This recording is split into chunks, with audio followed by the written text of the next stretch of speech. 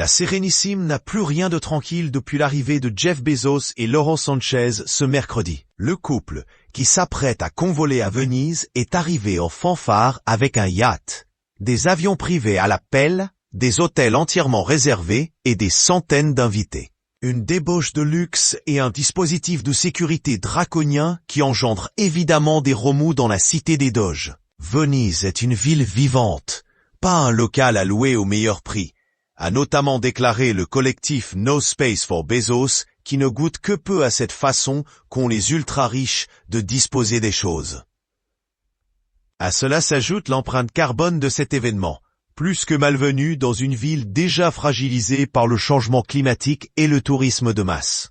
Face au climat de tension, Jeff Bezos a tenté de se racheter avec sa meilleure arme, l'argent.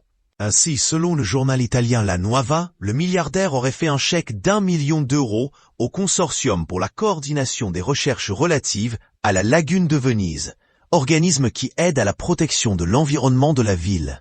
Afin de faire amende honorable, Jeff Bezos et Lauren Sanchez auraient également demandé à leurs célèbres invités, parmi lesquels Leonardo DiCaprio, Kim Kardashian ou encore Oprah Winfrey, de ne pas leur faire de cadeaux de mariage, mais plutôt de donner aux associations qui luttent pour la durabilité de Venise.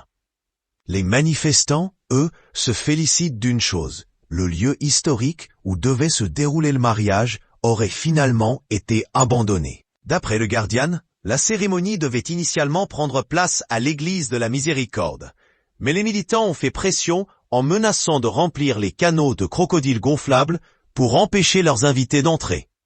Le plan B ? Jeff Bezos et Lauren Sanchez auraient finalement opté pour l'Arsenal, un complexe historique de chantiers navals entouré de murs fortifiés, beaucoup plus difficile d'accès pour les manifestants. Un petit contretemps pour le milliardaire. Un grand pas